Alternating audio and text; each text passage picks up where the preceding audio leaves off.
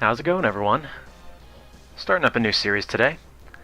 This is Megaman X, as you can probably see.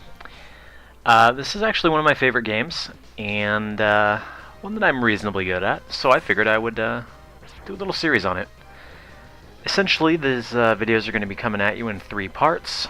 I didn't think that, since this is a pretty popular game, I didn't think it necessary to, drag it out by having 1 level per episode or anything like that. So basically, we're going to be doing the first 4 Mavericks in the first episode, the second 4 in the second episode, and then all of the Sigma stuff in the 3rd episode.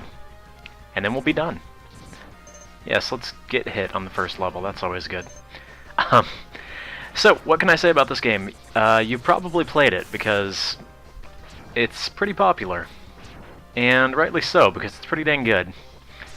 It's, sort of a different take on the Mega Man lore, franchise, series, whatever. Especially when it came out. It was a much, much darker, sort of gritty take on it with darker themes, darker art style, and all in all, just much more mature Mega Man, I guess you could call it. In comparison to, the cutesy graphics and silly dialogue. You're not going to get a lot of that here. And that's cool. It's good to mix things up, and, well, this was in a time when Capcom was actually making Mega Man games, so hey, that's awesome. But I digress. Anyways, it's kind of funny to note that I didn't really play this game a whole lot when I was a lot younger. I've said this in some of my other videos, if you've watched those, that I've always been a Sega kid. So, the first Nintendo system I actually owned, besides the Game Boy, of course, everybody had one of those, was the GameCube. So that means I didn't own the Nintendo, I didn't own the Super NES, didn't own the N64. So, when I was younger, pretty much all of my experience playing this game came from playing it at friends' houses, because I was the Sega kid, and most of my friends had the Super NES, which worked out great, honestly, because, then we got to go to each other's houses, play each other's stuff, and that sort of thing. I am going somewhere with this, by the way. Let's just make this video into a blog, shall we? No. So, although I am fairly decent at this game, pretty much everything that I know about it has come just from my own experience of playing it, so as far as speed running goes, or, the best strategies for things, I don't really know any of that. It's just stuff that's worked for me, so maybe it helps some people as they watch it, and maybe some people find it moderately entertaining. Anyways, we've made it through the intro stage here, which does a great job of teaching you the mechanics of the game. Mostly that you can jump, you can shoot, and you can jump up walls as well.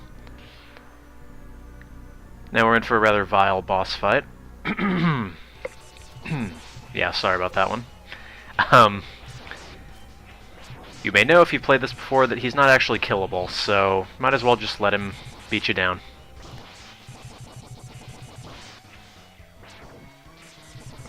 However, the first time that you play this is rather frightening.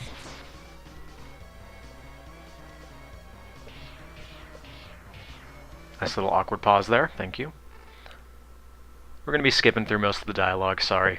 I'm sure you know the story of the game already.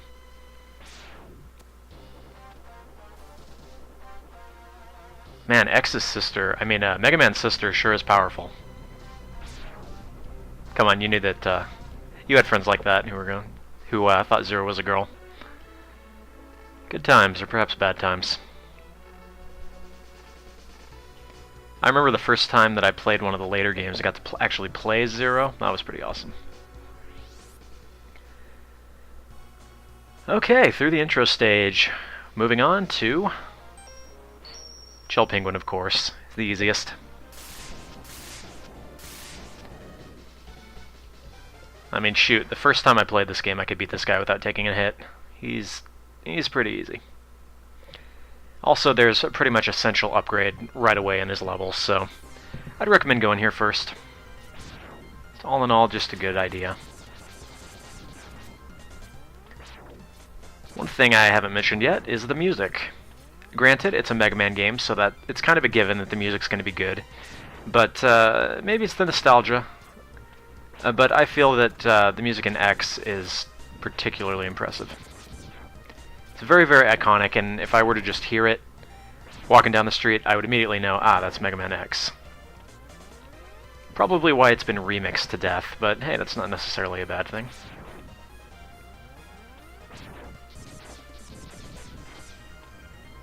Let's listen to that sweet synthesizer. Beautiful.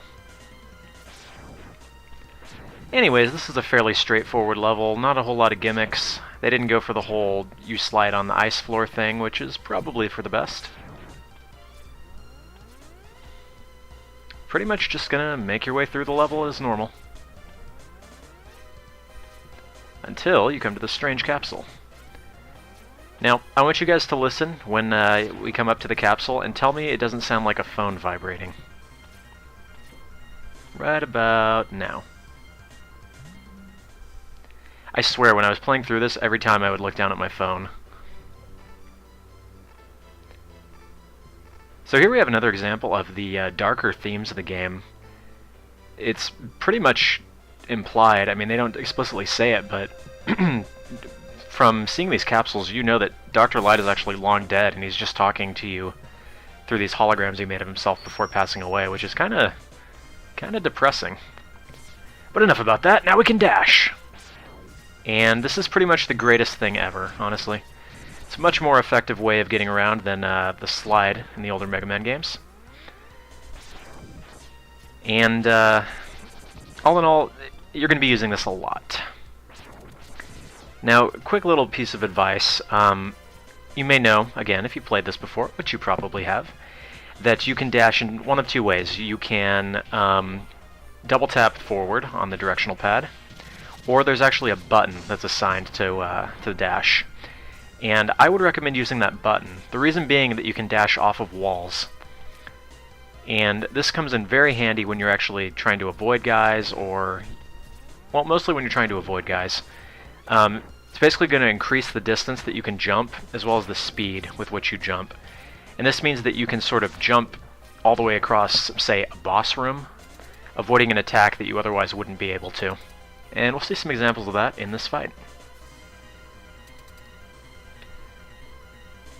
Okay, Chill Penguin. Yes, not much to say about him. If you're wondering what his weakness is, I believe it is the Flame Wave? Is that what it's called? Flame Mammoth's weapon? Although, honestly, the easiest way to beat this guy is probably just to use the Buster. Yeah, the easiest way to beat this guy is pretty much using any weapon, honestly. You notice he does get staggered by a fully charged blast, and even a not fully charged blast, which you can use to your advantage. It's always a lot easier when the enemies get staggered, particularly the bosses.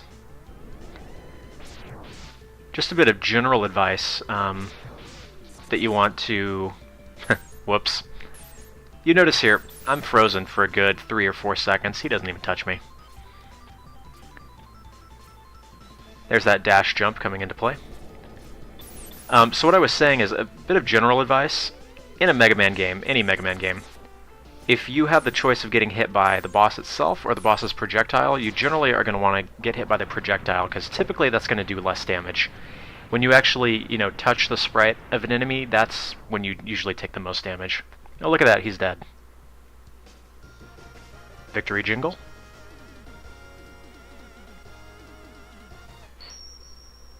Wonderful. And we got Shotgun Ice, but you don't need to know that yet. Alright, boss number 2. I will typically head over to Storm Eagle,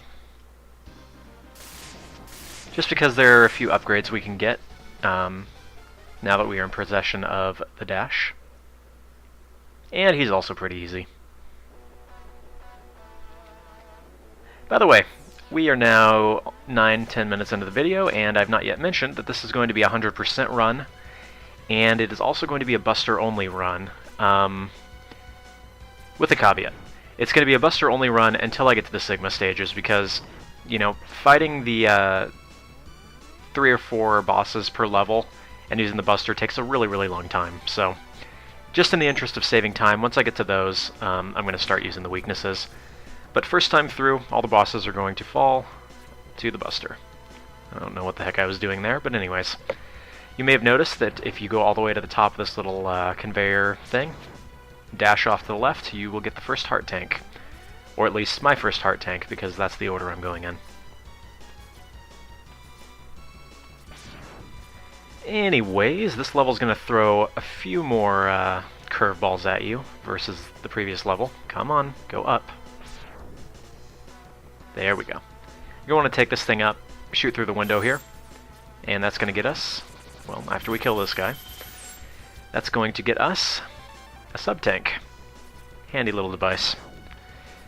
Anyways, in comparison to the first Chill Penguin stage, this one's going to have a little bit more complicated stuff. You got falling out of the level, bottomless pit hazards, of which there were a few in Chill Penguin stage, but now we've got platforms, enemies, and that sort of thing. You know, typical Megaman fare, honestly. Shouldn't give you too much trouble as long as you take it nice and slow. By the way, if we come down here and shoot these flammable gas canisters, or whatever the heck they are, we will find a nice little secret. This goes a lot faster if you have the flame wave, but obviously I don't have that yet. Hey, an extra life. Not like I'm going to need it, but hey. It's all good.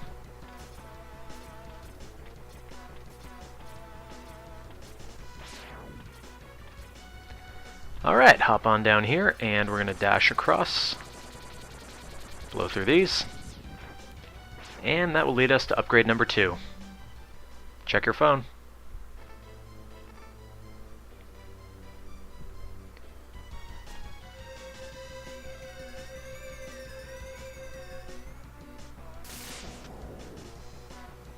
Now X has a shiny new helmet, which is really not that useful. Pretty much the only thing you use this upgrade for is for getting other upgrades, so it's sort of like an extra step in your whole 100%ing the game process, I guess. I don't know. Anyways, there's another extra life over here, meaning that this is actually a pretty decent level to come back into if you want to farm extra lives. So keep that in mind.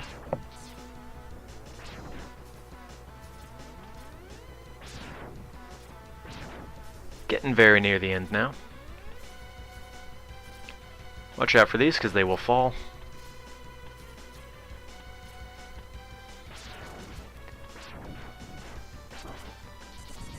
And here's a secret you may not have known about. Yeah.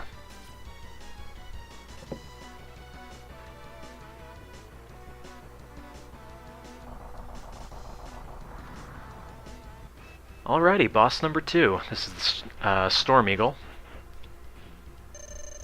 His weakness is the Chameleon Sting, which is a fairly good weapon to use against him, but he also goes down pretty quickly to the Buster. You may notice that a lot of his moves don't actually do damage, they just attempt to push you off the edge of the level, which is a bit more problematic if you don't have the dash, but if you do have the dash, it's really not too much of a problem.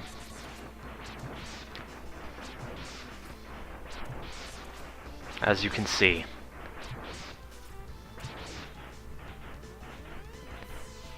Now when he does this move, basically what you're going to do is wait right until he's about to hit you, then dash to one side. Typically better to dash into him versus away from him, but either way he goes down pretty easy, as I said. Simple enough.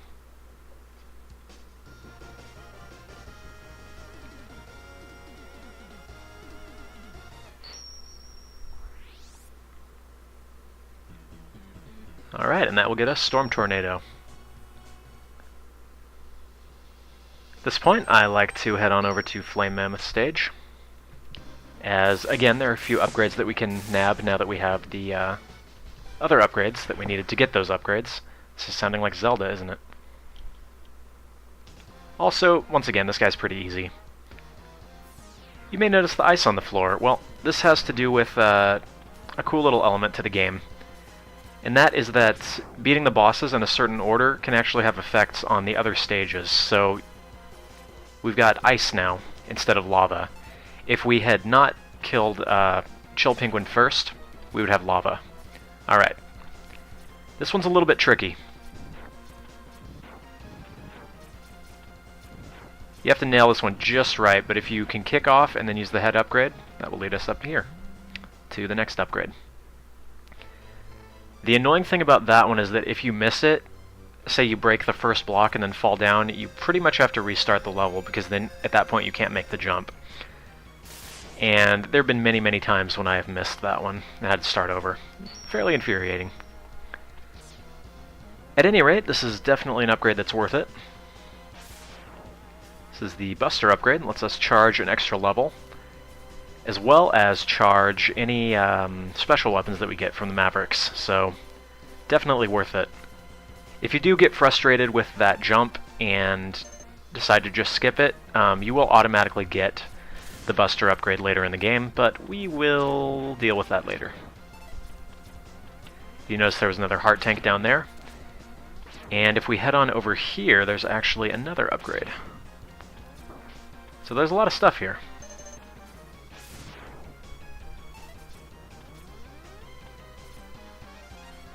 Hey, extra life. And another sub-tank.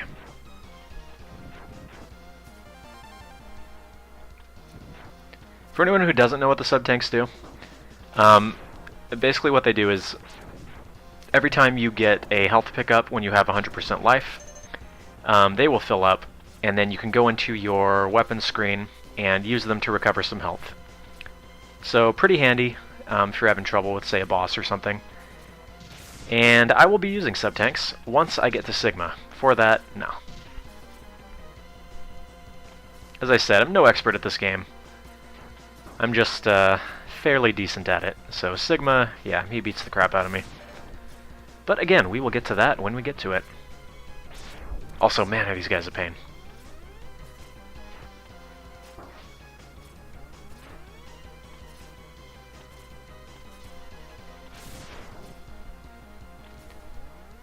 Alright, heading on into boss room number 3.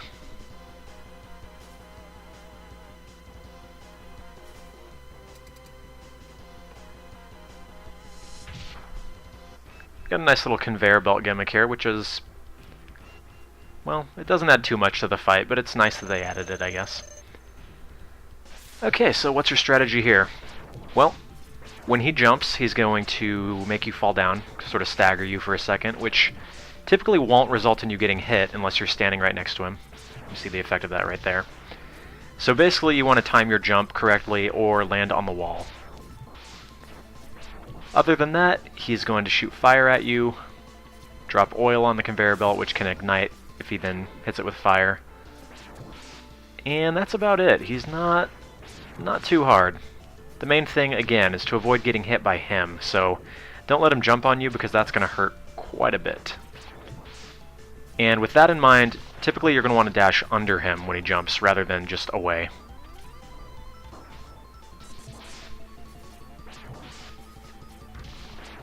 Unless, of course, he's next to the wall. That's all she wrote.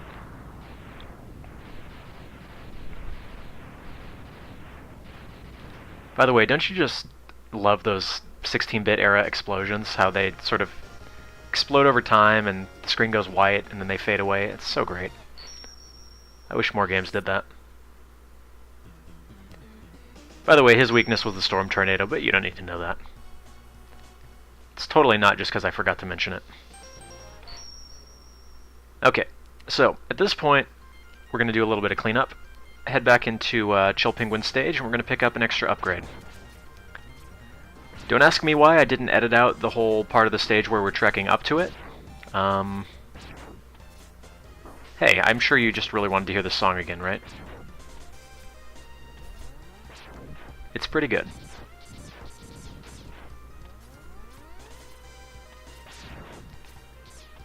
Yeah, it's pretty good. Anyways, the reason that we are back here is, like, as I said, to get another upgrade. This was something that we needed the Fire Wave to get. Flame Wave, Fire Wave, I don't know what it's called. I don't care. I don't know and I don't care.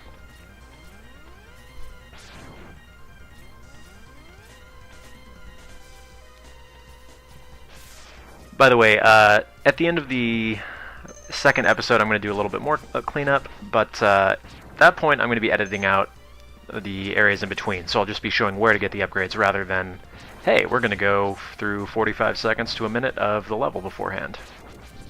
So look forward to that. Alright, so once you get to this area, you're going to want to jump up here. And if we switch to the fire wave, flame wave, whatever, we can break this and get another heart tank. And we can break that and get energy, which, oh well. Note that once you've defeated the boss, you can exit the stage at any point. Quite handy. Alright, last boss for this time, we're going to head on over to Armored Armadillo's stage.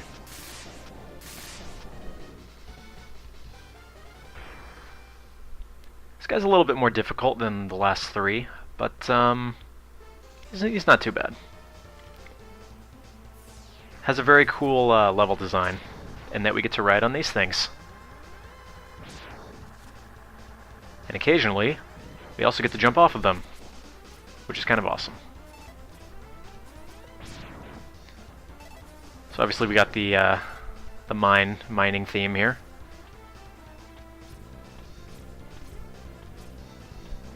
First of all, you're going to want to hop over here. You can pretty much only kill this guy with the flame wave as far as I know. Just because he's got a lot of health and you need to do a lot of damage very quickly. But if we hop over here, we can grab ourselves another sub-tank.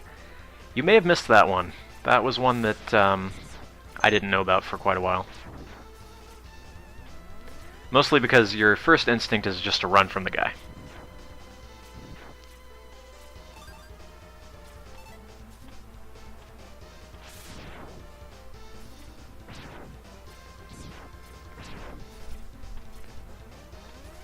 And, well, we're not to the next minecart part yet, unfortunately. But give it time. You may be noticing that you can change direction in midair, assuming you're dash jumping.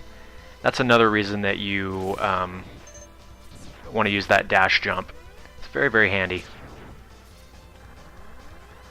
Alright, this again. Awesome. I love the way it actually kills enemies when it crashes into them. It's pretty wonderful.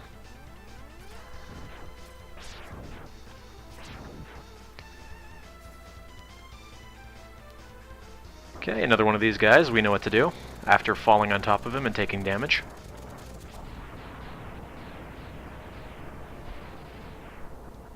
No, that is not my feet on fire. That is the fire wave. Thank you. Remember that you won't be able to get that if you don't kill him, because he will actually break the terrain there. It lets you climb up. And hey, more of these. I'm always okay with that. You'll notice that the SNES actually slows down here. This is sort of at the limit of what it can do. So let's kill some of these enemies, remove the sprites. Now I'm going to show a little secret thing here. Say you need a little bit of extra health before the boss. Well, you can jump up here and get this. And that area is also going to come into play later, but I won't spoil it as of yet. Sort of an Easter egg up there.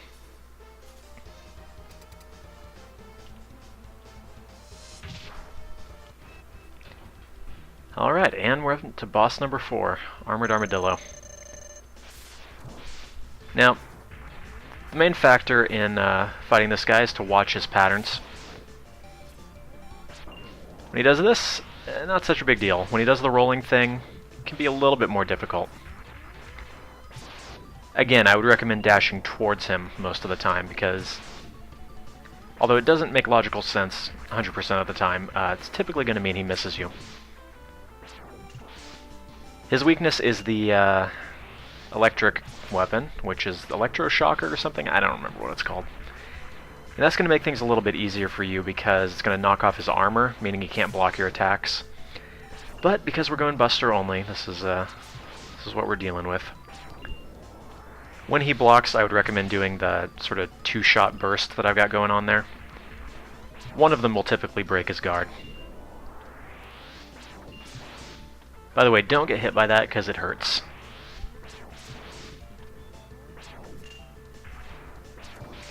This guy does take a while to kill if you leave his armor on.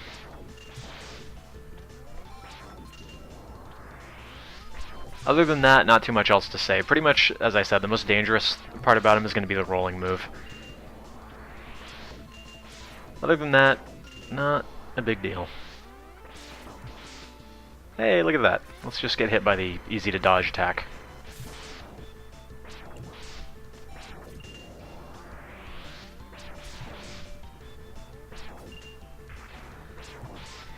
Yeah, this fight goes on a while.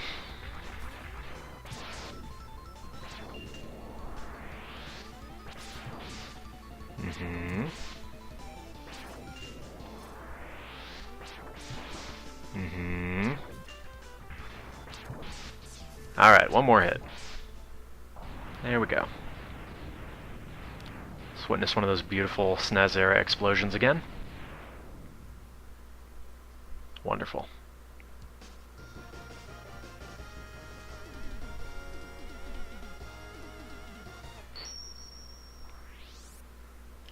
Alright, that's going to get us the rolling shield.